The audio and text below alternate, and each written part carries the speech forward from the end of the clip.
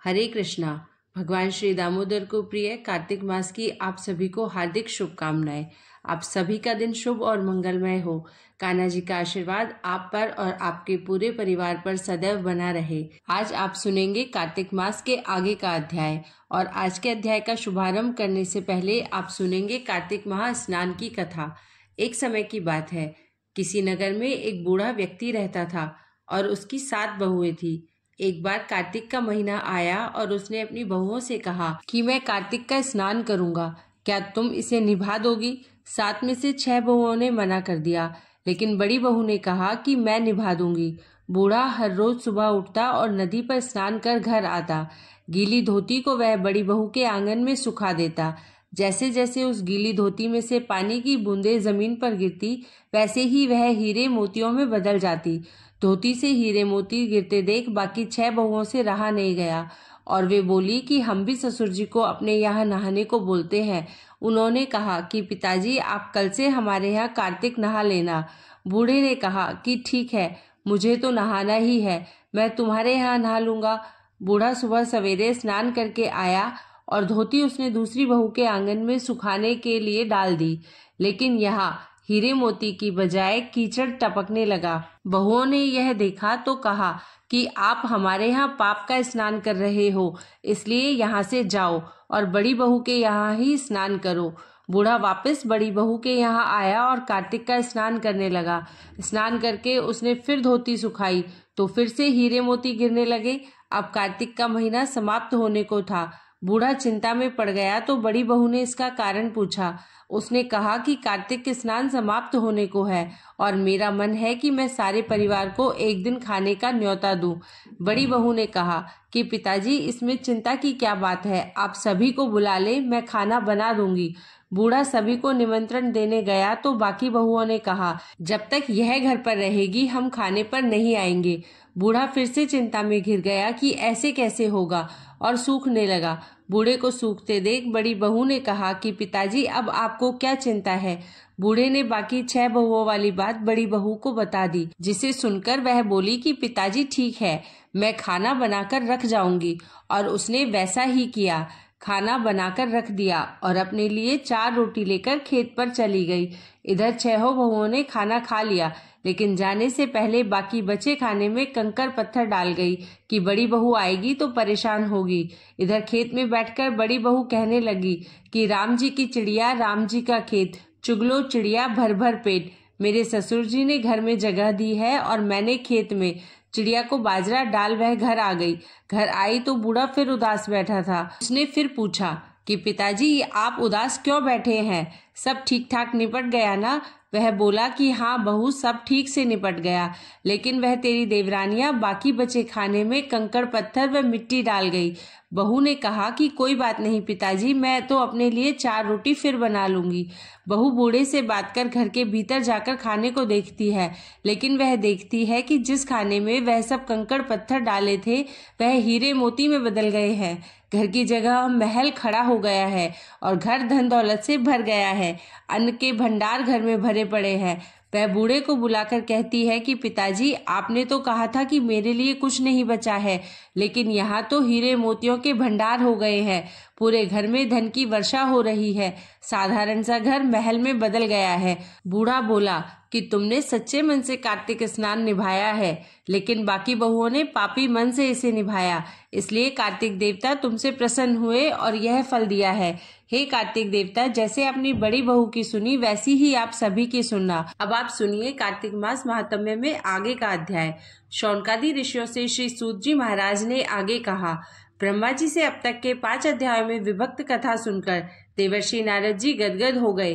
वे ब्रह्मा जी को प्रणाम करके विनम्र भाव से बोले, नारायण नारायण, हे पितामह, अब कृपा करके कार्तिक मास के महात्म्य का विस्तार पूर्वक वर्णन कीजिए।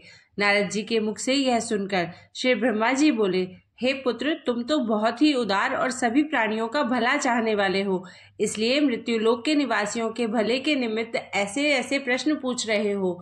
सुनो, आज मैं तुम्हें ऐसी कथा कहता हूँ जिसके पढ़ने और सुनने मात्र से ही समस्त पापों का नाश हो जाता है। अपनी बात को आगे बढ़ाते हुए श्री ब्रह्मा जी ने कहा, सुनो नारद, साधु संतों का सत्संग अति पावन और दुर्लभ होता है। यह सांसारिक भय को दूर कर देता है और ज्ञानी ध्यान को मोक्ष प्रदान करता है। जिसकी जैसी कामना होती है उसकी वह कामना भी पूरी होने लगती है। जिस तरह से गंगा जी पापों को धो देती है और सूर्य पापों को भस्म कर देता है, ठीक उसी प्रकार संत समागम पाप, ताप और दीनता तीनों को ही नष्ट कर देता है। आधे क्षण का साधु समागम भी मोक्ष प्रदान करने वाला होता है। इतनी बात सुनकर तमाम ऋषि और मुनियों ने कहा, हे सूत जी, अब आप कृपा करके कार्तिक मास महात्म्य का इतिहास और प्रसंग सुनाने की भी कृपा कीजिए। तब श्री सूत जी बोले, हे ऋषियों, एक समय चंद्र बदनी और कमल के समान कमल नैनी श्री सत्यभामा ने मन ही मन में विचार किया कि मैं धन्य हूँ जिसके पतिदेव स्वयं त्रिलोकीनाथ भगवान मधुसूदन है और वे 16,108 रानियों में सबसे बढ़कर मुझे ही प्रेम करते हैं। जिस कल्प वृक्ष की पृथ्वी पर बसने वाले प्राणी बात तक नहीं जानते, वह कल्प वृक्ष स्वयं मेरे आंगन में लगा हुआ है। ऐसा विचार कर सत्यभामा ने एक दिन श्री कृष्ण भगवान से कहा, हे प्रभु, मैं आपसे एक बात पूछना चाहती हूँ। आशा है कि आप मेरे हित के लिए मेरी इन बातों का उत्तर देने की कृपा करेंगे। सत्यभामा की ये बातें सुनकर भगवान श्री कृष्ण सत्यभामा का हाथ पकड़कर कल्प वृक्ष के नीचे ले गए। देव शर्मा जो तुम्हारे पिता थे वह भी पृथ्वी पर अवतरित हुए। हे सत्यभामे, उस जन्म में देव शर्मा का नाम सत्राजीत हुआ और चंद्र प्रकाश पृथ्वी पर जन्म धारण करके इस जन्म में अक्रूर जी हुए। तुम उस जन्म में गुणवती थी, अब तुम ही इस पृथ्वी पर जन्म धारण कर सत्यभामा हुई हो। कार्तिक मास में किए गए व्रत, स्नान और दान से ही तुम हमारी प्रिय पत्नी हुई हो। तुमने आजन्म तुलसी जी के वृक्ष को सींचकर उसका पालन किया, इसी से तुम्हारे आंगन में आज कल्प वृक्ष है। और कार्तिक मास में तुमने जो दीपदान किया था, इसी से तुम्हारे घर में लक्ष्मी जी का प्रकाश है। कार्तिक मास में व्रत आदि करके जो तुमने काया कष्ट सहन किया था, उसी से तुम मेरी अर्धांगिनी हुई। जो कोई कार्तिक मास में व्रत आदि करता है वह मुझे तुम्हारे ही समान प्रिय हो जाता है। हे प्रिय, अन्य दूसरे जप तप यज्ञ दान आदि कार्तिक मास के 16वें भाग के बराबर भी नहीं होते। सत्यभामा जी को उनके जन्म का पूर्व वृता और मैं तुम्हारे लिए ना देने वाली अदेय वस्तु भी दे सकता हूँ और ना कहने वाली बात भी कह सकता हूँ। इसलिए अगर तुम मुझसे गुप्त से गुप्त भी बात पूछोगी तो भी मैं तुम्हें बता दूंगा। भगवान श्री कृष्ण की बात सुनकर सत्यभामा गदगद होकर बोली, हे स्वामी, अगर आप मुझसे इतने प्रसन्न हैं तो मुझे यह भी बताने की कृपा कीजिए कि मैंने पूर्व जन्म में ऐसा क्या शुभ कार्य किया था जिससे मुझे आपकी अर्धांगिनी बनने का सौभाग्य प्राप्त हुआ और आपके साथ गरुड़ पर बैठकर ब्रह्मलोक और इंद्रलोक में आने जाने का अवसर भी मुझे मिल गया। हे नाथ, पूर्व जन्म में मैं कौन थी और किसकी कन्या थी, सो आप मुझे विस्तार पूर्वक सुनाने की कृपा कीजिए। सत्यभामा की यह बात सुनकर भगवान श्री कृष्ण मुस्कुराकर बोले, हे सत्यभामे, मैं तुम्हें समस्त वृतांत विस्तार पूर्वक सुनाता हूँ, तुम एकाग्रचित्त होकर सुनो। भगवान श्री कृष्ण कहते हैं, हे सत्यभामे, सतयुग के अंत में मायापुर नगर के अत्रि कुल में देव शर्मा नामक 4 वेदों, 6 शास्त्रों और 18 पुराणों का ज्ञाता एक ब्राह्मण रहा करता था। वह भगवान सूर्य नारायण का अनन्य भक्त था और रात दिन अतिथियों की सेवा में लगा रहता था। उसकी कोई संतान नहीं थी। फिर बड़ी आयु में उसे एक कन्या हुई जिसका नाम गुणवती रखा गया। देव शर्मा ने अपने एक शिष्य जिसका नाम चंद्र प्रकाश था, उसके साथ अपनी कन्या गुणवती का विवाह कर दिया। चंद्र प्रकाश अपने ससुर की पिता के समान सेवा किया करता था। एक दिन देव शर्मा अपने दामाद को साथ लेकर लकड़ियां काटने वन में गया।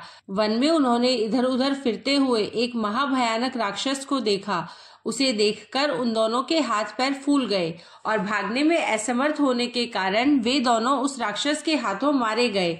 परंतु उस क्षेत्र और अपनी भक्ति के प्रभाव के कारण वे मेरे बैकुंठ धाम को चले आए। जैसे मेघ द्वारा वर्षा हुआ जल सभी नदियों द्वारा समुद्र में प्रवेश कर जाता है, ठीक उसी तरह श्री गणेश, शिवजी, सूर्यदेव और श्री हरि में से किसी भी देवता की भक्ति और उपासना करे वह हमें ही प्राप्त होता है। इसी से वह सूर्य भक्त हमारे दूतों के द्वारा पुष्पक विमान में बैठाकर हमारे लोक में पहुंचा दिए गए। इधर उन दोनों के मरने की खबर सुनकर गुणवती ने बहुत विलाप किया।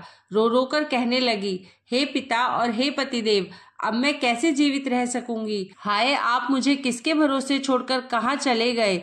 अब मेरे खाने पीने का प्रबंध कहाँ से हो सकेगा। हे तात, मेरा कौन ठिकाना है। इस प्रकार गुणवती विलाप करती हुई पृथ्वी पर गिरकर मूर्छित हो गई। जब उसे होश आया तो उसने घर का सब सामान बेचकर अपने पति और पिता की अंत्येष्टि क्रिया की। फिर संसार से वैराग्य लेकर भक्ति में लीन रहने लगी। इस प्रकार करते करते कार्तिक मास आ गया। तब वह विधि विधान से कार्तिक मास का स्नान करने लगी और साथ ही साथ एकादशी का व्रत भी करने लगी। ये दोनों ही व्रत भगवान को अति प्रिय है और मुक्ति तथा ऐश्वर्य प्रदान करने वाले हैं। आगे भगवान श्री कृष्ण कहते हैं, हे प्रिय, कार्तिक मास में तुला के सूर्य में जो प्रातःकाल स्नान, जागरण और दीप दान करते हैं, उनके जन्म जन्मांतर के पाप नष्ट हो जाते हैं। जो मंदिर में प्रातःकाल झाड़ू लगाते हैं और भगवान का पूजन करते हैं, वे जीवन मुक्त हो जाते हैं, अर्थात बार बार जीवन मरण के बंधन में नहीं बंधते।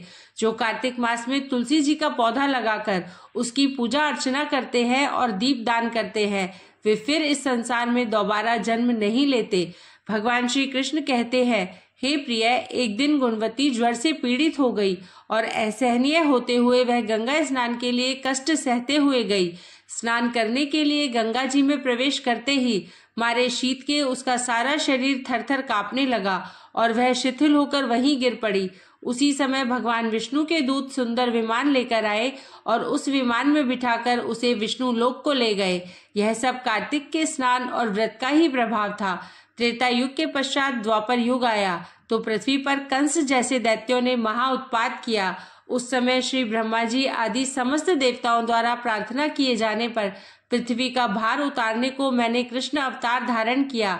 उस समय जितने भी हमारे विष्णुगण थे, वे मेरे साथ में यादवों के रूप में ग्वाल बाल होकर पृथ्वी पर अवतरित हुए। देव शर्मा जो तुम्हारे पिता थे, वह भी पृथ्वी पर अवतरित हुए। हे सत्यभामे, उस जन्म में देव शर्मा का नाम सत्राजीत हुआ और चंद्रप्रकाश पृथ्वी पर जन्म धारण करके इस जन्म में अक्रूर जी हुए। तुम उस जन्म में गुणवती थी, अब तुम ही इस पृथ्वी पर जन्म धारण कर सत्यभामा हुई हो। कार्तिक मास में किए गए व्रत, स्नान और दान से ही तुम हमारी प्रिय पत्नी हुई हो। तुमने आजन्म तुलसी जी के वृक्ष को सींचकर उसका पालन किया, इसी से तुम्हारे आंगन में आज कल्प वृक्ष है। और कार्तिक मास में तुमने जो दीपदान किया था, इसी से तुम्हारे घर में लक्ष्मी जी का प्रकाश है। कार्तिक मास में व्रत आदि करके जो तुमने काया कष्ट सहन किया था, उसी से तुम मेरी अर्धांगिनी हुई। जो कोई कार्तिक मास में व्रत आदि करता है, वह मुझे तुम्हारे ही समान प्रिय हो जाता है। हे प्रिय, अन्य दूसरे जप, तप, यज्ञ, दान आदि कार्तिक मास के 16वें भाग के बराबर भी नहीं होते। सत्यभामा जी को उनके पूर्व जन्म का वृतांत सुनाकर भगवान श्री कृष्ण मौन हो गए। इसके आगे का वृतांत आप आगे के अध्याय में सुनेंगे। अब आइए सुनते हैं तुलसी चालीसा आरती सहित। श्री तुलसी महारानी करु विनय सिरनाय, जो मम हो संकट विकट तीजय मात नशाए। नमो नमो तुलसी महारानी, महिमा अमित न जाए बखानी। दियो विष्णु तुमको सन्माना, जग में छायो सुयश महाना। विष्णु प्रिया जय जयति भवानी, तिहु लोक की हो सुख खानी। भगवत पूजा कर जो कोई, बिना तुम्हारे सफल न होई। जिन घर तब नहीं होए निवासा, उस पर करहि विष्णु नहीं बासा। करे सदा जो तब नित सुमिरन, तेहि के काज होए सब पूरन। कार्तिक मास महात्म तुम्हारा, ताको जानत सब संसारा। तब पूजन जो करे कुवारी, पावे सुंदर वर सुकुमारी। कर जो पूजा नित प्रीत नारी, सुख संपत्ति से होए सुखारी। वृद्धा नारी करे जो पूजन, मिले भक्ति हो वै पुलकित मन। श्रद्धा से पूजे जो कोई, भवनिधि से तर जावे सोई। कथा भागवत यज्ञ करावे, तुम बिन नहीं सफलता पावे। छायो तब प्रताप जग भारी, ध्यावत तुम्हि सकल चितधारी। तुम्हि मात यंत्रन तंत्रन में, सकल काज सिद्धि होए क्षण में। औषधि रूप आप हो माता, सब जग में तब यश विख्याता। देव ऋषि मुनि और तपधारी, करत सदा तब जय जयकारी। वेद पुराणन तव यश गाया, महिमा अगम पार नहीं पाया। नमो नमो जय जय सुख करनी, नमो नमो जय दुख निवारणी। नमो नमो सुख संपत्ति देनी, नमो नमो अग काटन छेनी।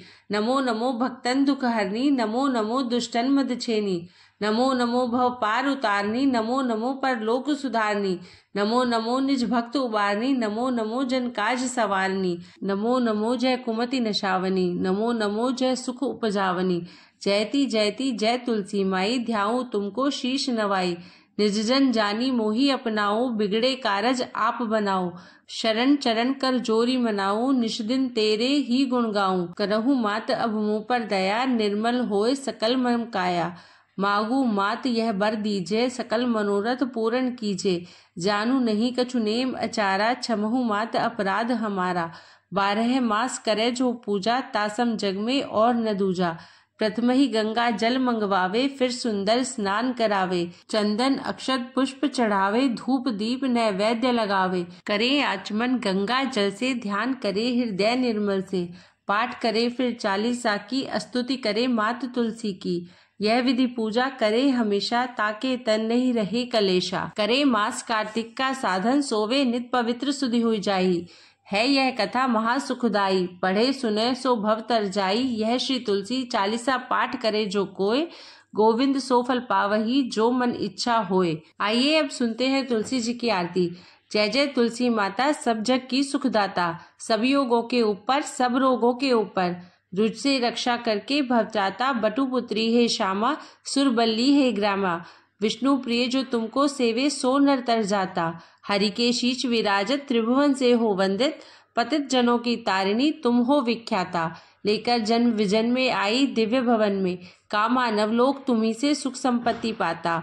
हरि को तुम अति प्रिय प्यारी, श्याम वरुण कुमारी। प्रेम अजब है उनका, तुमसे कैसा नाता।